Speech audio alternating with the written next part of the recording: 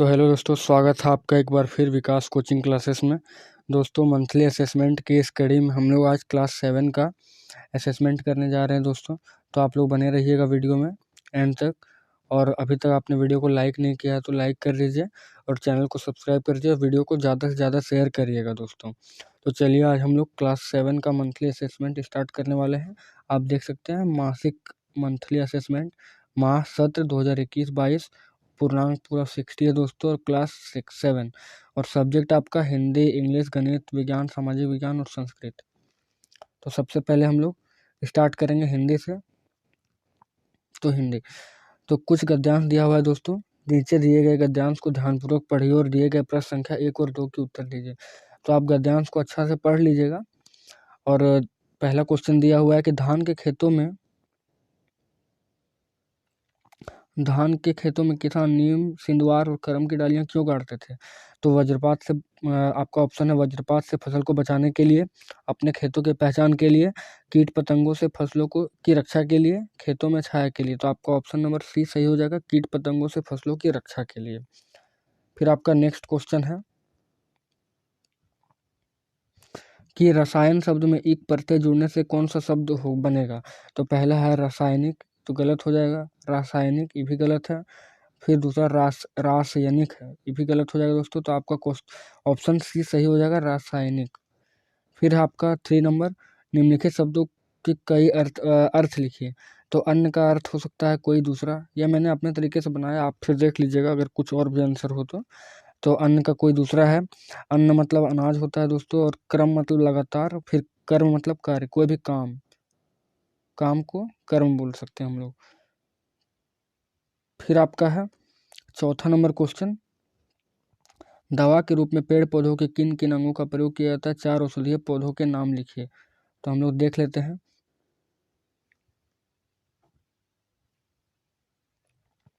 तो दवा के रूप में पेड़ पौधों के पत्ती, तना, फल, फूल, जड़ आदि भाग का प्रयोग किया जाता है। 4 औषधीय पेड़ पौधों के नाम निम्नलिखित हैं। एक तुलसी, नीम, अदरक और नींबू। तो तुलसी, नीम और अदरक और नींबू, ये चारों बहुत ही इम्पोर्टेंट दवा के रूप में कार्य करते हैं दोस्तों। तो ये हुआ आपका आंसर। 5वां नंबर का आंसर फिर आपका ये हो जाएगा कि निम्नलिखित पंक्तियों का अर्थ स्पष्ट कीजिए। दुनिया के सारी गंदगी के बीच दुनिया की सारी खुशबू रचते रहते हैं हाथ, खुशबू रचते हैं हाथ। तो आपका आंसर हो जाएगा इसमें कि प्रस्तुत पंक्तियों के माध्यम से कवि कहना चाहता है कि दुनिया की सारी खुशबू बिखेरने वाली अगरबत्तियों को बनाने वाली श्रमिकों के कार्य करने की दशा अत्यंत दयनीय होती है। वे तंग बस्तियों में, गंदे मोहल्ले में, बदबूदार टोले के अंदर दुनिया के लिए सुगंधित अगरबत्तियां बनाते रहते हैं, फिर भी उनके साथ बहुत ही अत्याचार किया जाता है। तो कवि ये कहना चाह रहा है दोस्तों। फिर आपका हिंदी का हम लोग कंप्लीट कर चुके हैं। अब हम लोग आएंगे सीधे इंग्लिश पर। तो इंग्लिश में क्या दिया हुआ है कि what does the statement taken from the lesson the rangoli suggested. तो रंगोली सजेस्टेड आपका एक स्टेटमेंट दिया गया है। उसमें है आपका there is always a first time encouraged his mother. First time encourage कर रही थी मम्मी उसकी। तो first time is the best time. आपकी पहला टाइम सबसे इम्पोर्टेंट टाइम होता है। Well begun is half done, मतलब जब भी शुरुआत करो तो सही होता है। फिर आपका only after starting we learn anything, जब आप स्टार्ट करना सीखते हैं तो आप बहुत कुछ सीख सकते हैं दोस्तों। फिर perfection can be achieved later on, कोई भी काम में परफेक्शन इंपॉर्टेंट होता है। तो आपका ऑप्शन सी सही हो जाएगा, only after starting we learn anything, जब तक आप स्टार्ट नहीं करेंगे तब तक आप कुछ सीख नहीं सकते। तो आपका सी नंबर सही हो गया।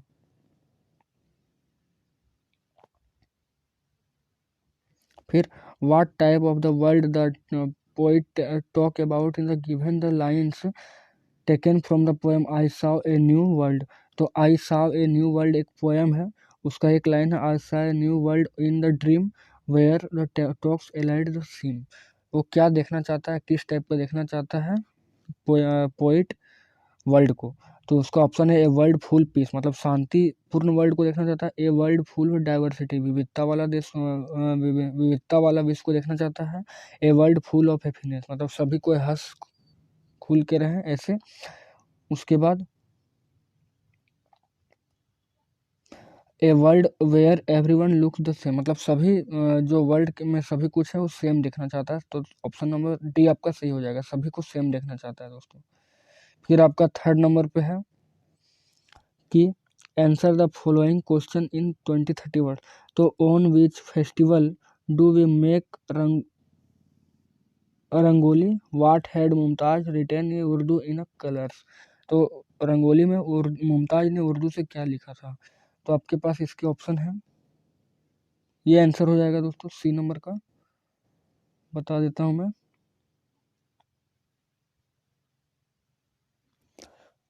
We make rangoli on the eve of Diwali festival, Mumtaz had written Diwali मुबारक means happy Diwali in Urdu, तो उर्दू में उसने हैप्पी दिवाली लिखा हुआ था। फिर आपका 5वां नंबर क्वेश्चन है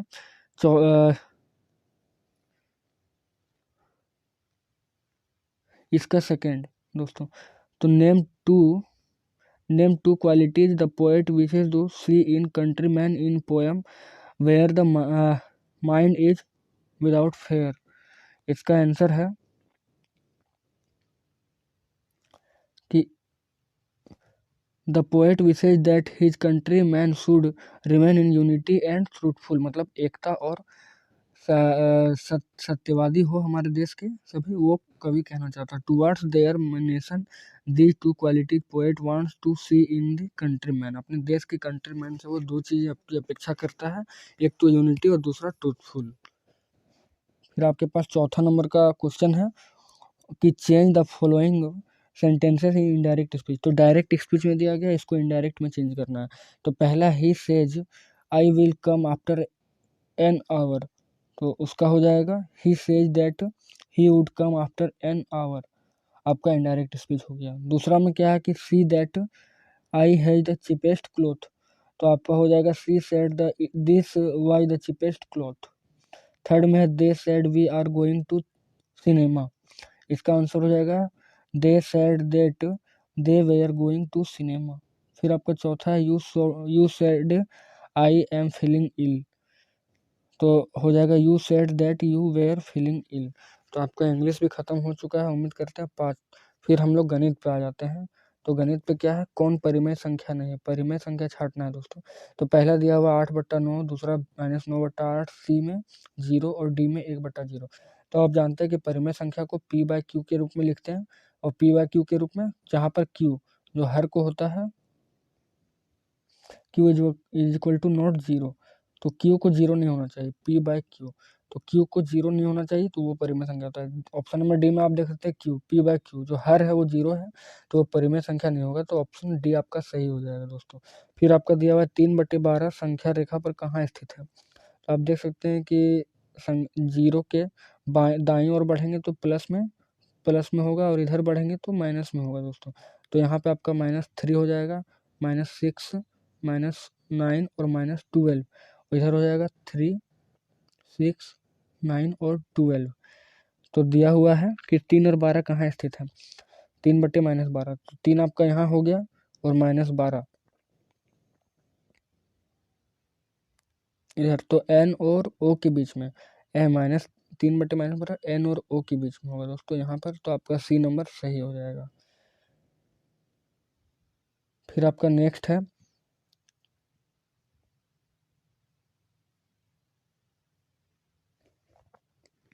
कि मानक निकालना हुआ था, मानक निकालना है। क्वेश्चन नंबर 3 में है 21/36 को मानक, पहले आपको HCF निकालना होगा दोस्तों, तो HCF आप निकाल लीजिएगा। HCF आपका आ जाएगा 3, ऐसे आपका 3 आ जाएगा। 3 से आपको भाग दे देना है 21 और -21 और 36 को, तो 3 से आप जब भाग देंगे तो -7/12 आ जाएगा फाइनल आंसर, ये आपका आंसर हो जाएगा।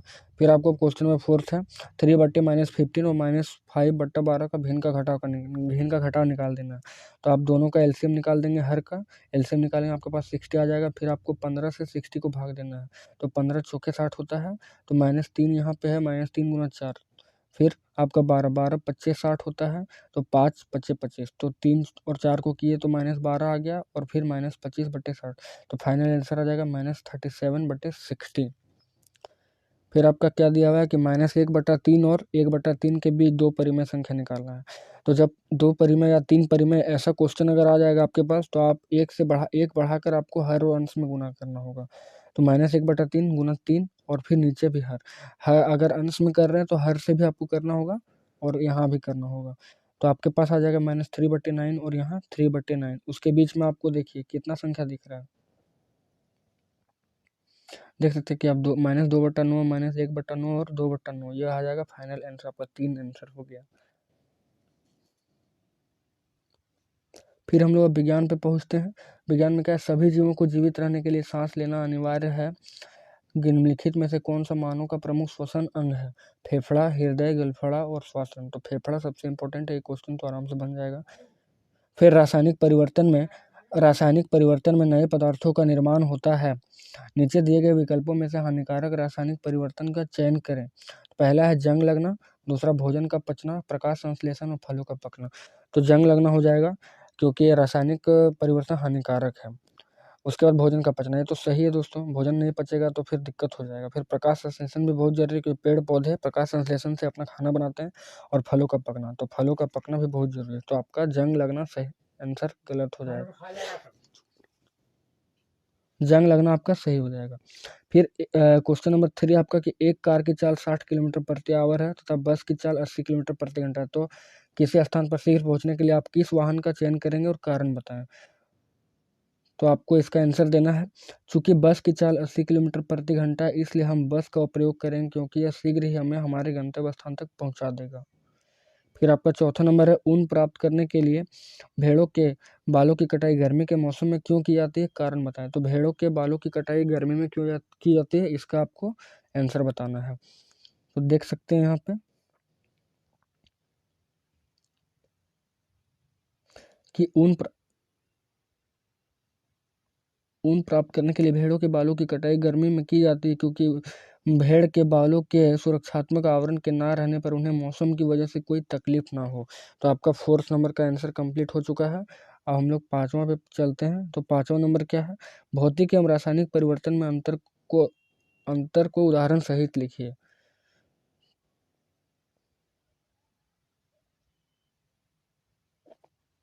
तो आपका एक भौतिक परिवर्तन हो गया, आप ऐसे कॉलम बना लेंगे, और रासायनिक परिवर्तन। तो भौतिक परिवर्तन अस्थायी होता है और रासायनिक परिवर्तन अस्थायी परिवर्तन है। यह उत्क्रमणीय परिवर्तन होता है और यह अनुत्क्रमणीय परिवर्तन होता है। भौतिक परिवर्तन में इसमें नए पदार्थों का निर्माण नहीं होता है और रासायनिक परिवर्तन में इसमें एक या एक से अधिक नए पदार्थ का निर्माण होता है।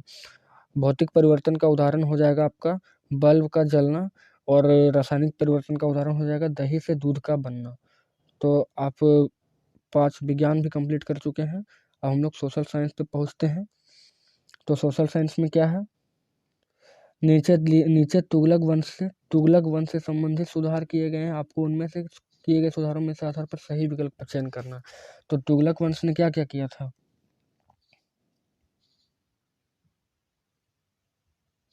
सिंचाई हेतु नहर का निर्माण कराना, देवगिरी को राजधानी बनाना, एकता व्यवस्था लागू करना, बाजार नियंत्रण संबंधी सुधार करना, सांकेतिक मुद्रा जारी करना और दबाव में वृद्धि करना। तो आप जानते हैं कि सिंचाई हेतु नहर निर्माण कराना एक सबसे इम्पोर्टेंट काम है तुगलक वंश का। फिर देवगिरी को राजधानी उसने नहीं बनाया था दोस्तों। फिर एकता व्यवस्था भी उन्होंने लागू नहीं किया था। चौथा आपका हो जाएगा बाजार नियंत्रण संबंधी, ये सही था। फिर 5वां सांकेतिक मुद्रा तुगलक वंश ने जारी किया था और दबाव के में कर की वृद्धि। तो आपका आंसर हो जाएगा बी नंबर दोस्तों।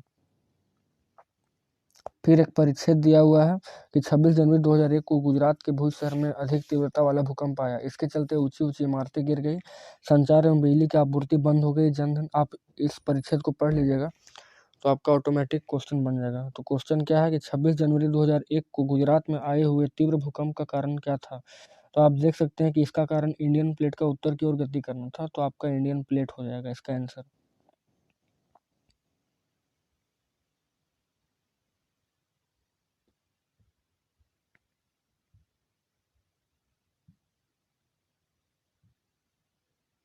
फिर आपका 3rd नंबर क्वेश्चन है कि लोकतंत्र में एक दलीय व्यवस्था के स्थान पर बहुदलीय व्यवस्था ज़्यादा महत्वपूर्ण होती है क्योंकि, या ऑप्शन नंबर ए है जनता के सभी वर्गों की आकांक्षाओं को सामने लाते हैं। बहुदलीय व्यवस्था होने के कारण ही अन्य राजनीतिक दल पक्ष की भूमिका निभाता है, बहुदलीय व्यवस्था की लोकतंत्र में किसी एक दल की निरंकुशता से बचाता है, उपर्युक्त सभी। तो आपका सारा सही, ऑप्शन नंबर डी सही हो जाएगा।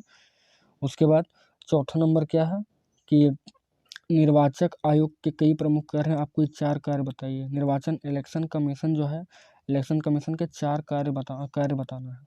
देख सकते हैं कि निर्वाचन आयोग के प्रमुख कार्य निम्न है। चुनावी क्षेत्रों का परिसीमन, जितना भी चुनावी क्षेत्र है उनका परिसीमन करेगा इलेक्शन कमीशन। उसके बाद मतदाता सूची तैयार करना, विभिन्न राजनीतिक दलों को मान्यता प्रदान करना, कोई भी राजनीतिक दल कैसे बनेगा इसका मान्यता प्रदान करने का काम इलेक्शन कमीशन का है। फिर राजनीतिक दलों को आरक्षित चुनाव चिन्ह, कोई भी जो चुनाव चिन्ह होता है जैसे कमल फूल और इत्यादि इत्यादि बहुत से जो चिन्ह होते हैं, वो चिन्ह आपका मतदाता ये निर्वाचन आयोग ही रेडी करता है।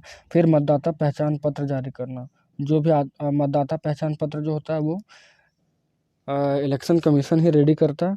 फिर मतदान केंद्र तय करना एवं केंद्रों में सभी आवश्यक सुविधाएं देना।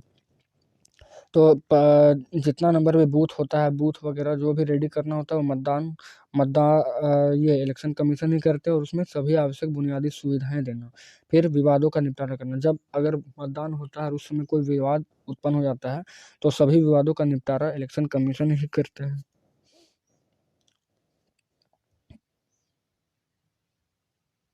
फिर आपका नेक्स्ट क्या है, वायुमंडल की विभिन्न परतों के चित्र के माध्यम से दर्शाते हुए उनके नाम भी लिखिए।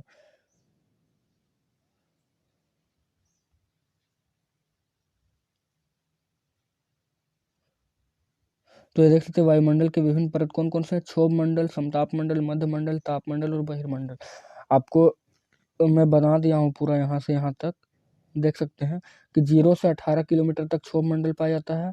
फिर 0 से 50 किलोमीटर के बीच में समताप मंडल का क्षेत्र आ जाता है, और 80 किलोमीटर जब शुरू होता है तो वहाँ से मध्य मंडल का आता है, और 640 किलोमीटर के आसपास ताप मंडल है। और बहिर्मंडल जो सबसे बाहरी परत है वो 1600 किलोमीटर के आसपास है दोस्तों। उसके बाद आपके पास एक और क्वेश्चन है, शेरशाह द्वारा किए गए सुधारों का वर्णन करें। तो शेरशाह ने क्या क्या सुधार किए थे, इसका आंसर देखना है।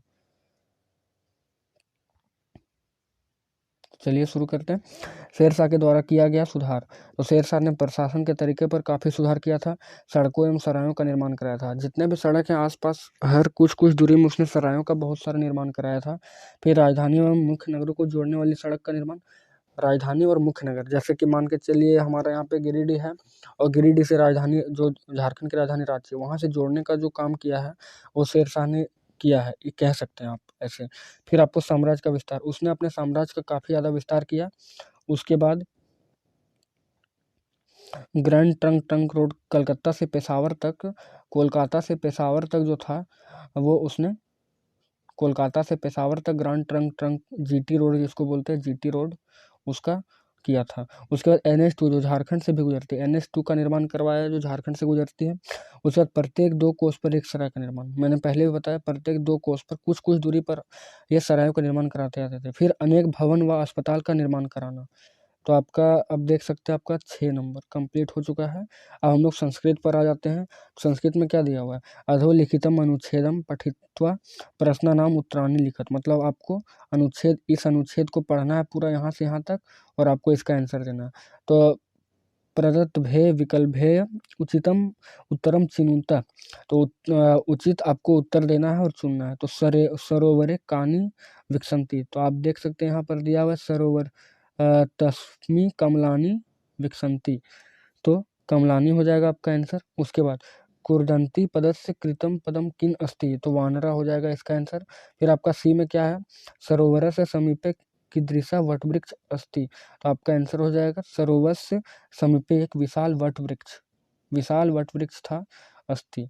उसके बाद वानरान अत्र का विभक्ति किंच वचनम, आप देखते हैं कि उसमें दिया हुआ है वानरा, तो कौन सा विभक्ति है और कौन सा वचन है, तो वानरा बहुत सारे वचन है तो विभक्ति आपका द्वितीय हो जाएगा, और वचनम बहुवचन। तो उम्मीद करते हैं दोस्तों आपको वीडियो अच्छा लगा होगा। अगर वीडियो अच्छा लगा होगा तो मेरे चैनल को सब्सक्राइब कर दीजिएगा। मिलते हैं नेक्स्ट वीडियो में, तब तक के लिए धन्यवाद।